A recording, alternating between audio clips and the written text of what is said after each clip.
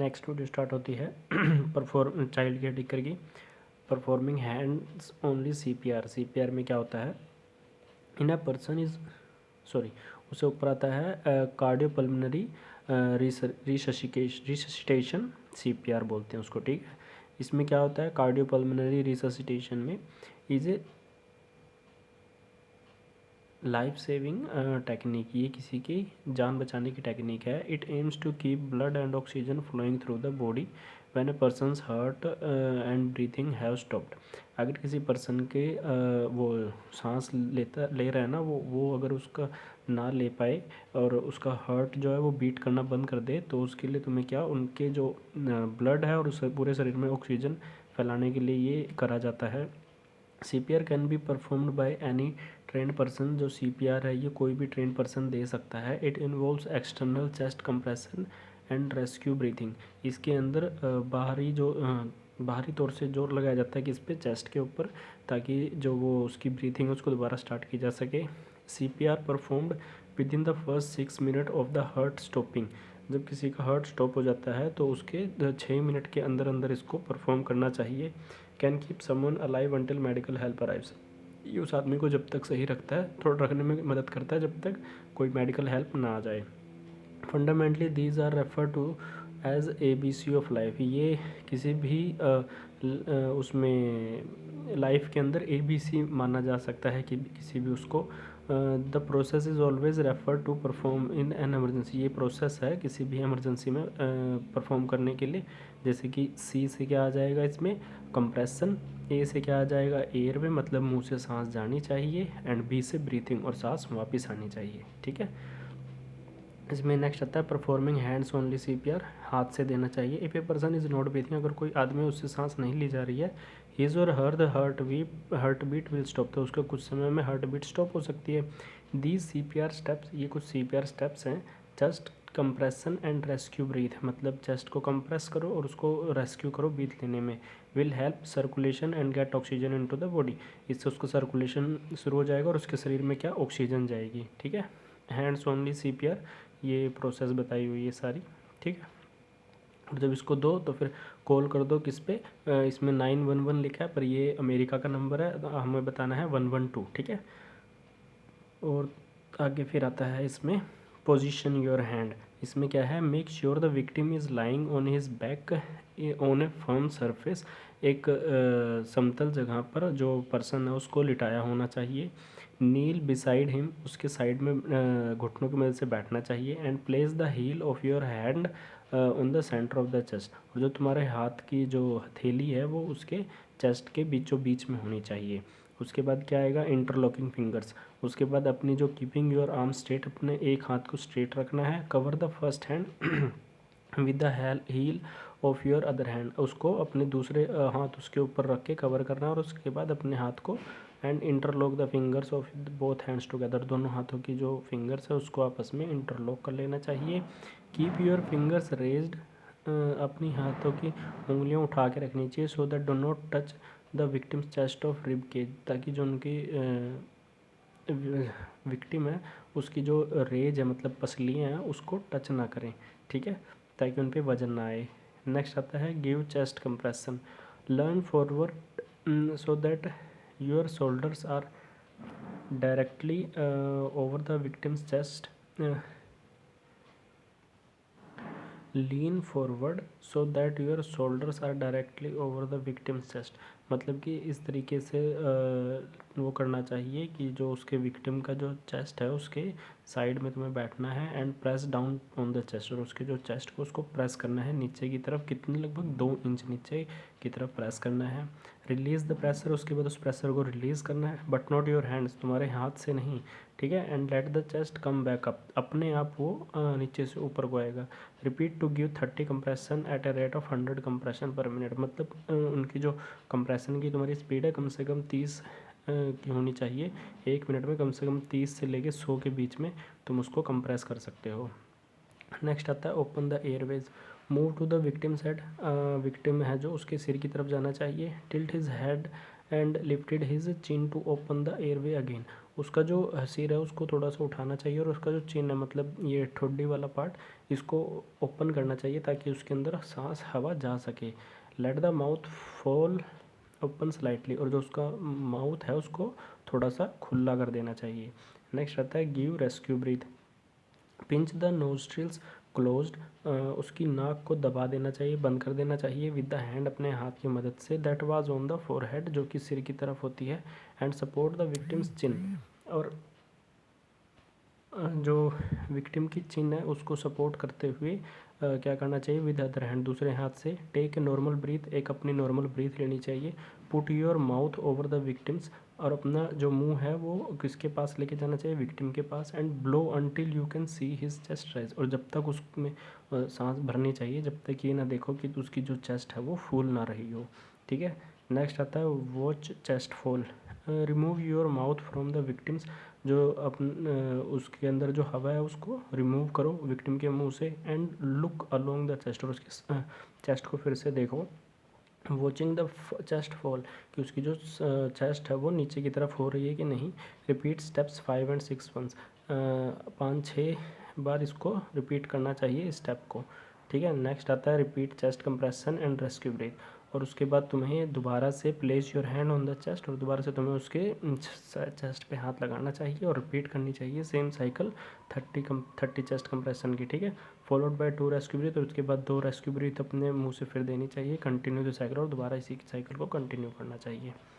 ठीक है। ये कुछ हेल्पलाइन नंबर हैं पुलिस के, फायर ब्रिगेड के, एम्बुलेंस के, ट्रैफिक पुलिस हो गया, ब्लड रिक्वायरमेंट के। ठीक है। इमरजेंसी डिज़ास्टर नंबर, ये सारे इसमें दिए हुए हैं, ये हेल्पलाइन नंबर्स हैं। नेक्स्ट इसके अंदर पॉइंट आता है waste management and cleanliness. Introduction, इसमें इंट्रोडक्शन में क्या है, इंट्रोडक्शन में है डोमेस्टिक वेस्ट इज़ वेस्ट, जो घर का कचरा है वो कचरा है। विच इज़ आइदर सॉलिड, चाहे वो सॉलिड हो या लिक्विड जनरेटेड हो, इन रेजिडेंशियल एरिया, जो कि रेजिडेंट मतलब जहाँ पे लोग रहते हैं, या फिर किसी कमर्शियल सेटिंग्स में हो गया, या फिर किसी इंस्टीट्यूशन में हो गया। इनमें से कोई भी वेस्ट निकलता तो वो वेस्ट है। ठीक है। Waste in general terms, waste किसको कहा जाता है in general terms, is defined as unwanted as it is undesired, या तो वो अपनी बिना किसी इच्छा से लाया गया या फिर उसकी कोई ज़रूरत नहीं है। It is never the less N inevitable and inherent product of social, वही है जिसका किसी को कोई ज़रूरत नहीं है। ठीक है। इनहेरेंट प्रोडक्ट है ऑफ सोशल में। ठीक है। इकोनॉमिक एंड कल्चर लाइफ के अंदर। द इनडिस्क्रिमिनेट्स डिस्पोज ऑफ वेस्ट, जो डिस्पोज करते हैं वेस्ट को वो इनडिस्क्रिमिनेट है, मतलब कोई सही तरीके से नहीं हो रहा, बहुत लिक्विड एंड सॉलिड चाहे। तो इसका क्या होता है, एडवर्सली अफेक्ट पड़ता है किस पे, इमीडिएट ह्यूमन इन्वायरमेंट पे, by degrading the natural phenomena, जो कि नेचुरल फिनोमेना के तरीके से डिग्रेड नहीं हो पाते। तो इससे क्या होता है, हैंस एक्सर्टिंग हेल्थ रिस्क, इससे हेल्थ रिस्क बढ़ता है टू द एक्सपोज्ड पॉपुलेशन, जो उस पॉपुलेशन उसके आसपास रहती है। हेल्थ रिस्क्स में be carried through different vehicles, जो हेल्थ रिस्क है वो कैरी करता है अलग अलग डिफरेंट व्हीकल्स में, जैसे कि फ्लाइज में। ठीक है। जैसे ये मक्खियाँ हो गई, डॉग्स हो गए, रोडेंट्स हो गए, and other that scavengers on the waste, और जो स्कैवेंज होते हैं जैसे कि ऐसे जानवर जो क्या खाते हैं, जानवर ये कीड़े मकोड़े जो मांस वगैरह खाते हैं। ठीक है। स्कैवेंजर, हाँ उन्हीं को बोलते हैं। The amount of waste we generate, जो हम वेस्ट जनरेट करते हैं, एंड इट्स एक्चुअल और potential impact on the environment, इसका बहुत ही ज़्यादा पोटेंशियल इम्पैक्ट पड़ता है किस पर, इन्वायरमेंट पे ऊपर। Have long been matters of concern to government and the community generally, और ये बहुत ही ज़्यादा वो मैटर की बात है किसके लिए, गवर्नमेंट के लिए और कम्युनिटी के लिए। In recent times increasing emphasis has been given to a resource recovery. अच्छा, इसके अंदर क्या कह रहे हैं, कुछ रिसोर्स रिकवरी वगैरह करी गई हैं, उनको बढ़ावा देना चाहिए, जैसे कि इंक्लूडिंग रीयूजिंग को, रिसाइकलिंग को, extracting energy from waste, waste से एनर्जी निकालनी चाहिए।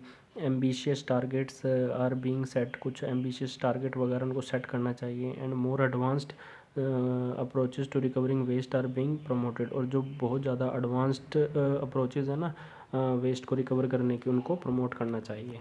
नेक्स्ट आता है greening and its importance. Green waste management include access to residential and work site composite. क्या कह रहे हैं कि जो ग्रीन वेस्ट मैनेजमेंट है उसको इंक्लूड करना चाहिए किसमें, रेजिडेंशियल और वर्क साइट कंपोजिटिंग के अंदर, और education and proper disposal of waste and other opportunities to divert waste from landfills. ज़मीनों को जो भर दिया जाता है किससे, वेस्ट से, उसको निपटने के लिए क्या करना चाहिए, एजुकेशन देनी चाहिए और प्रॉपर तरीके से डिस्पोज करना चाहिए किसका, वेस्ट का। ठीक है। Green waste management is a relatively new, जो ग्रीन वेस्ट मैनेजमेंट है वो अभी के समय के लिए नहीं नया है, new service at the city level के लिए, and education and outreach are needed to change resident. इसके लिए एजुकेशन देनी चाहिए कि कैसे तुम इसको रेजिडेंट में चेंज करने की ज़रूरत है। Residents behaviour to properly dispose of green waste, जिससे कि वो प्रॉपर तरीके से डिस्पोज कर सकें किसको, ग्रीन वेस्ट को। तो नेशन वाइड ऑर्गेनिक वेस्ट, जैसे कि पूरे भारत में क्या होता है, ऑर्गेनिक वेस्ट वगैरह भी निकलते हैं, इंक्लूडिंग इसके अंदर क्या क्या आएगा, फूड स्क्रैप्स हो गए, यार्ड वेस्ट हो गया। ठीक है। Constitute over 25% of solid waste, जो कि 25% क्या होता है, सॉलिड वेस्ट होता है। सेंड टू लैंडफिल्स, इसको हम कहाँ, लैंडफिल्स में भर देते हैं, दबा देते हैं। This organic waste is a great opportunity for waste reduction. ये जो ऑर्गेनिक वेस्ट है ये बहुत अच्छी अपॉर्चुनिटी है किसके लिए, वेस्ट को रिडक्शन करने के लिए, ख़त्म करने के लिए। To divert materials from the traditional garbage, जो हमारे जो मटेरियल्स हैं उनको हम क्या, ट्रेडिशनल जहाँ हम कूड़े कचरे में डाल देते हैं ऐसे ही डाल देते हैं, can to landfill waste streams. तो ये फिर क्या, जो ज़मीनों को भर देते हैं किससे, जो हम गार्बेज फेंकते हैं उससे। It is only an opportunity for positive environmental impact as composting green waste not only prevent organic waste from entering landfills but also produce compost a usable product। जैसे कि जो ग्रीन वेस्ट होता है उसको हम क्या करते हैं, किसी गड्ढे में खोद के उसके अंदर अगर हम भर देंगे तो क्या होगा, इससे वो ग्रीन वेस्ट को इन्वायरमेंट के लिए भी ये सही रहता है, क्योंकि जो ऑर्गेनिक वेस्ट है वो क्या करता है, कुछ चीज़ें उसके बन के निकलती हैं, जैसे कि कंपोस्ट हो गया। कंपोस्ट मतलब क्या हो गया, खाद वगैरह बनती हैं, या उससे यूजेबल प्रोडक्ट्स हम बना सकते हैं। नेक्स्ट आता है एरिया ऑफ ग्रीनिंग। ग्रीनिंग में क्या है, एनर्जी एंड मटेरियल कंजर्वेशन और reduction of green house gas. इसमें एनर्जी, पहले पॉइंट में क्या है, एनर्जी एंड मटेरियल कंजर्वेशन। इसमें हम मटेरियल को कंजर्व कर रहे हैं और एनर्जी बना रहे हैं, और इससे क्या होगा, reduction of green house gas emission है वो भी कम होगा, वेस्ट मैनेजमेंट अच्छा होगा और पॉल्यूशन कंट्रोल होएगा। ठीक है। तो इसमें जैसे पहला आता है energy and material conservation. Energy is more than numbers on a utility bill. जो एनर्जी है वो जो आप भी यूटिलिटी बिल के हिसाब से बहुत ही कम है, लेकिन उसको एनर्जी की बहुत ज़्यादा ज़रूरत होती है। It is the foundation of every we do, ये फाउंडेशन है किसी भी चीज़ की जो हम करते हैं। All of us use energy every day, हम सभी को एनर्जी की ज़रूरत है रोज़। फॉर जैसे कि किस किस चीज़ के लिए, transportation, cooking, heating and cooling rooms, manufacturing, lighting, water use and entertainment, सभी चीज़ के लिए हमें लाइट की ज़रूरत होती है, एनर्जी की ज़रूरत होती है। वी रिलाई ऑन एनर्जी, हम एनर्जी के ऊपर डिपेंड करते हैं। To make our life comfortable, जिससे हमारी जो ज़िंदगी हो कंफर्टेबल हो, प्रोडक्टिव हो एंड इन्जॉयबल हो। Sustaining this quality of life, जब हमें ये क्वालिटी ऑफ लाइफ सस्टेन करनी है, requires that we use our energy resource wisely. तो हमें जो हमारे एनर्जी के रिसोर्स हैं उनको वाइजली मतलब दिमाग लगाकर हमें उसे यूज़ करना चाहिए। The careful management of resource include, जो मैनेजमेंट है उसको केयरफुल तरीके से रिसोर्सेज को वो करना चाहिए। इसमें क्या क्या आएगी, इंक्लूड होगी रिड्यूसिंग टोटल एनर्जी, हमें टोटल एनर्जी को रिड्यूस करना चाहिए, and using energy more efficiently, और हमें जो एनर्जी है उसको और ज़्यादा एफिशिएंटली बना के फिर यूज़ करना चाहिए। ठीक है। इसमें आ आता है the choices we make about how we use energy, हमें चॉइस बनानी चाहिए कि हमें एनर्जी को कैसे यूज़ करना है। जैसे कि turning machine of when not in use, अगर मशीन को बंद कर देना चाहिए अगर हमें उसका यूज़ नहीं करना है। Choosing to buy energy efficient appliance, हमें ऐसे चीज़ें खरीदनी चाहिए जिसमें लाइट कम यूज़ होती हो। Will have increasing impact on the quality of our environment and lifes, और ये सारी चीज़ें क्या इम्पैक्ट करती हैं हमारी इन्वायरमेंट पे और हमारी लाइफ पर। There are many things we can do to use less energy, हम बहुत सारी चीज़ ऐसी कर सकते हैं जिसमें एनर्जी की कम यूज़ हो, and use it more wisely, और उसको अच्छे तरीके से यूज़ कर सकते हैं। वाइजली मतलब कि अच्छा दिमाग लगा के यूज़ कर सकते हैं। वाइजली वर्ड मुझे क्या बोलेंगे वाइजली को, समझदारी से, हाँ। These things involves energy conservation, इन चीज़ों के अंदर एनर्जी कंजर्वेशन इन्वॉल्व होती है, एंड एनर्जी एफिशिएंसी भी होती है। Many people use these terms interchangeably. अच्छा, कोई बहुत सारे लोग हैं इस चीज़ को लोग एक दूसरे के विपरीत में भी बोल देते हैं। However they have different meaning, पर लेकिन इनके अलग अलग मतलब होते हैं। जैसे कि मटेरियल कंजर्वेशन इनिशिएटिव हेल्प्स इसके अंदर आएगा reduce excess materials expenditure and needless consumption. Reduce करना है किसको, एक्सेस बहुत सारा जो मटेरियल है उसके मटेरियल को और उसके एक्सपेंडिचर को कम करना, ना कि उसके कंजप्शन को कम करना। ठीक है, एक्सपेंडिचर को कम करना, कंजप्शन को नहीं।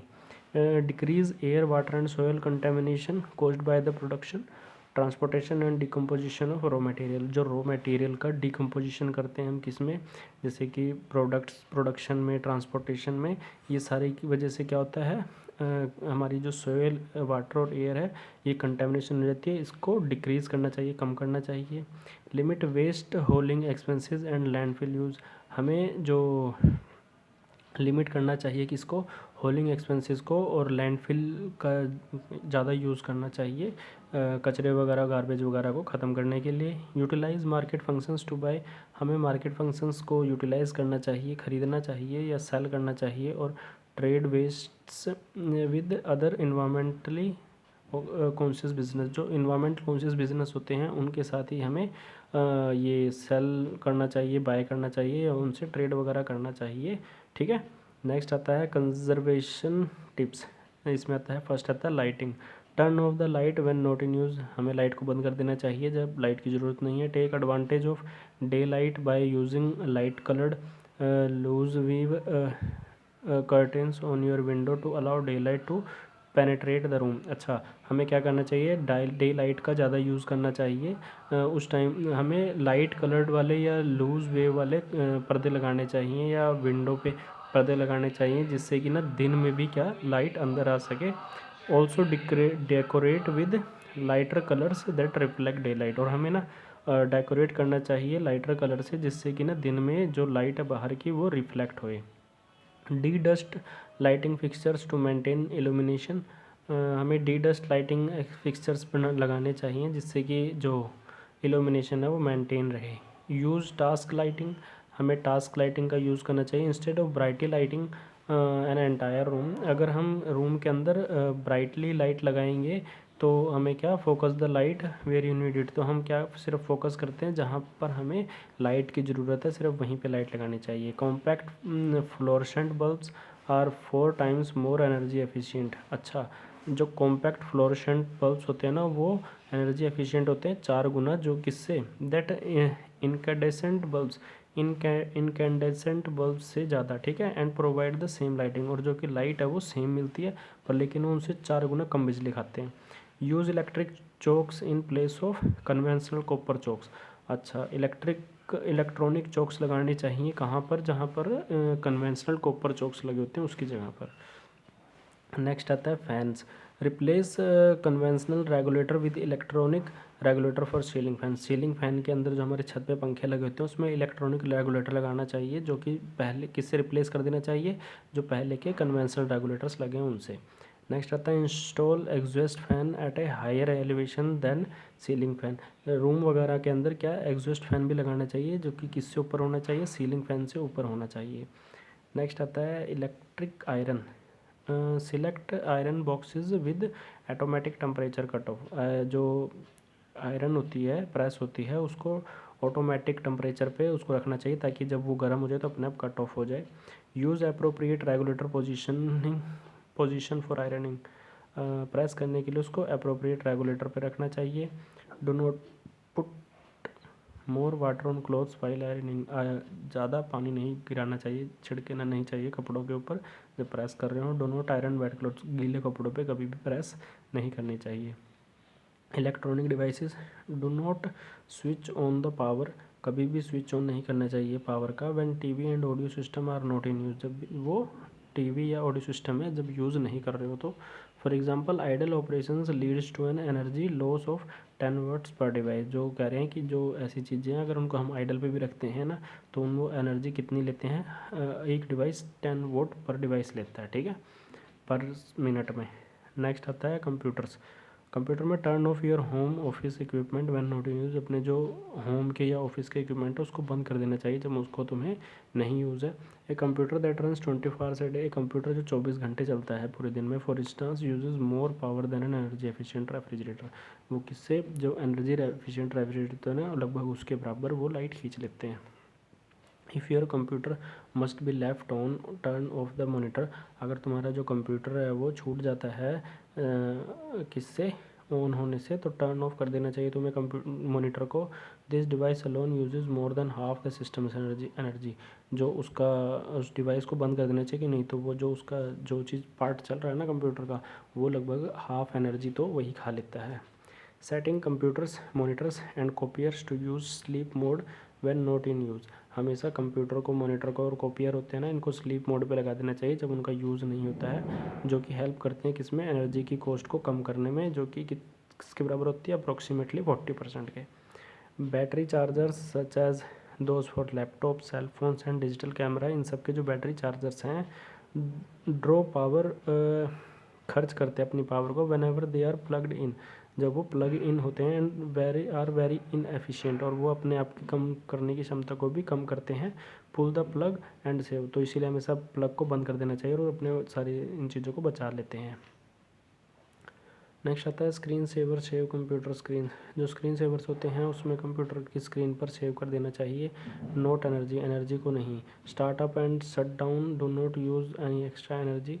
तो जब भी इसको चलाना है, इसको शट डाउन कर, चलाना है तो ऑन करो, नहीं तो शट डाउन कर दो जब उसको ज़रूरत नहीं है, एक्स्ट्रा एनर्जी खर्च करने की ज़रूरत नहीं है। Not are they hard on your computer components, और जो ये बहुत ज़्यादा कंप्यूटर कंपोनेंट्स को लिए हार्ड नहीं है। Shutting computers down when you are finished using them reduce system wear and save energy. हमें बंद कर देना चाहिए कंप्यूटर को जब अपना काम ख़त्म हो जाए, ठीक है। नेक्स्ट आता है refrigerator.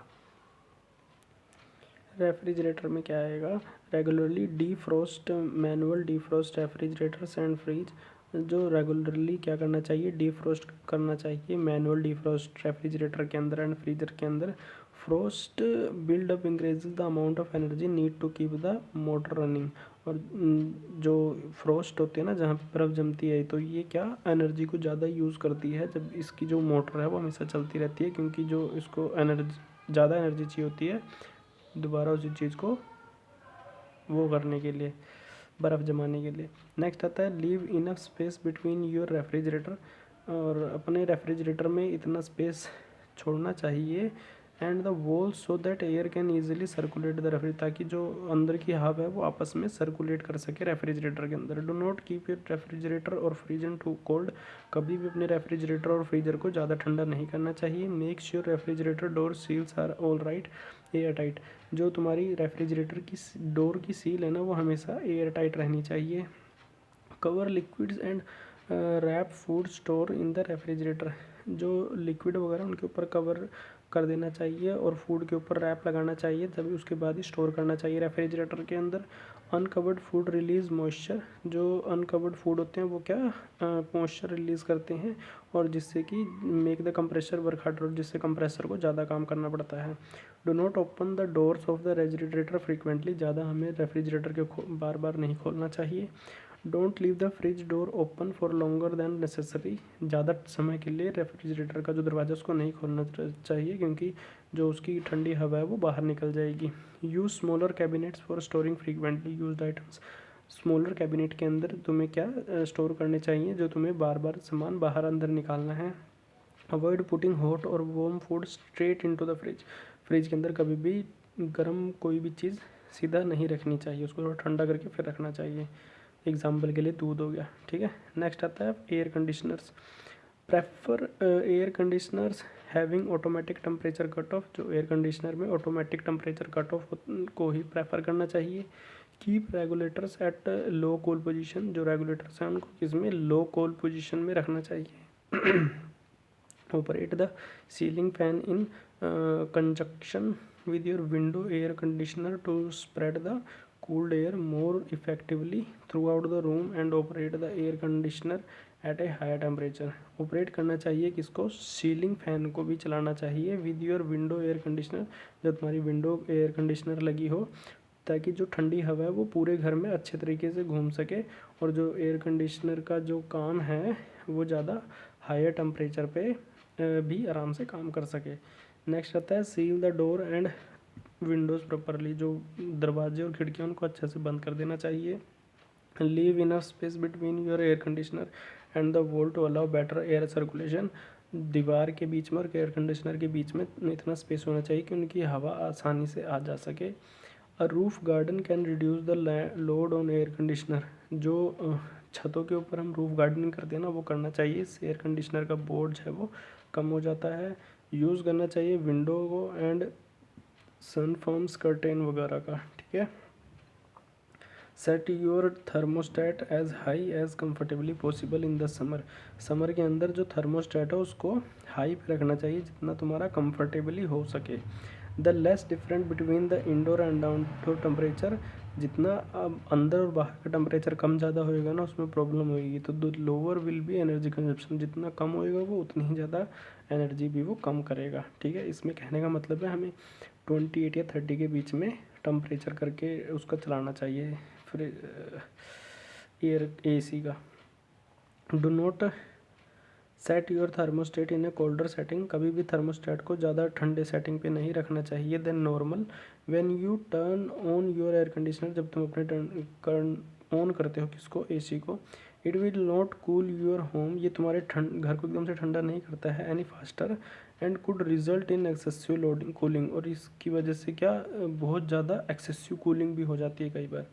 Don't place lamps on TV sets. कभी भी TV सेट्स के पास लैम्प्स वगैरह नहीं रखना चाहिए, ना ही अपने एयर कंडीशनर थर्मोस्टेट के पास रखना चाहिए. द थर्मोस्टेट्स अच्छा TV वगैरह भी हो गया ना, ये भी AC के पास नहीं होना चाहिए. नहीं तो जो इसका थर्मोस्टेट है ना वो सेंस कर लेता है इसको, गर्मी को, और उन्हें लगता है कि अभी रूम टेम्परेचर नहीं हुआ है और वो ज़्यादा कूलिंग करना स्टार्ट कर देते हैं. Plant trees and shrubs to shade air conditioning units but not to block the airways. जैसे प्लांट ट्रीज या झाड़ियाँ वगैरह होगी, ये क्या कर देती हैं, एयर कंडीशनर की यूनिट्स को शेड कर देती हैं और क्या ब्लॉक कर देती है उसकी हवा जहाँ से आर पार जाती है, ठीक है. A unit operating in the shade uses as much as 10% less electricity. जब कोई यूनिट है वो ऑपरेट करती है किस पे, शेड पे, मतलब छाया हो जाती है जब उसकी, तो उससे ना 10% इलेक्ट्रिसिटी कम यूज़ करता है वो than the same one operating in the sun. और वही अगर AC इसमें सीधा धूप में लगा होगा तो वो ज़्यादा लाइट खींचेगा, ठीक है. नेक्स्ट आता है there are various sources that add these greenhouse gases to the atmosphere. Human activities such as burning fossil fuels in homes. घरों के अंदर जो ह्यूमन एक्टिविटीज़ करते हैं, क्या जलाते हैं किसको, फॉसिल फ्यूल्स को, जैसे कोयला हो गया, ठीक है, इन सारी चीज़ों को. इंडस्ट्रीज़ होगी वो जलाती हैं, ऑटोमोबाइल्स जलाती हैं, बायोमास बर्निंग होती है, ठीक है. एग्रीकल्चर में जैसे कि पैडी वगैरह जला देते हैं ना. Add large amount of carbon dioxide. इससे कार्बन डाइऑक्साइड बहुत ज़्यादा बढ़ती है किसमें, एटमॉस्फेयर के अंदर. मासिस पैडी फील्ड्स हो गए, देखो लिखा है. कैटल सेड्स हो गए, कैटल सेड्स मतलब जैसे ये गोश्ते हो गए, ठीक है. एंड बायोगैस प्लांट्स हो गए. ऐड मीथेन होगी, इसके अंदर मीथेन के अंदर को ऐड करके उसके बाद एटमॉस्फेयर में रिलीज़ कर दी जाती है. रेफ्रिजरेटर्स मोस्टली ओल्ड मॉडल, जो रेफ्रिजरेटर हैं पुराने मॉडल के, वो एयर कंडीशनर जो हो गए ये सारे क्या एमिट करते थे, CFC क्लोरोफ्लोरोकार्बन्स, किसमें, एटमॉस्फेयर के अंदर. अब वाले में नहीं होते, पहले वाले में होता था. Nitrogen oxides are added to the atmosphere. Nitrogen oxides added होती हैं किसमें, एटमॉस्फेयर के अंदर, किसकी मदद से, बाय ऑर्गेनिक की मदद से, ठीक है. Matters and fertilizers by denitrifying bacteria as well as automobiles. Automobiles में से जो डीनिट्रीफाइंग बैक्टीरियर्स होते हैं उनको क्या सीधा एटमॉस्फेयर में ऐसे डाल दिया जाता है जो कि बहुत ज़्यादा नुकसान पहुंचाते हैं, ठीक है. नेक्स्ट आता है ग्रीनिंग एट होम. तो ग्रीनिंग एट होम करेंगे नेक्स्ट वीडियो में.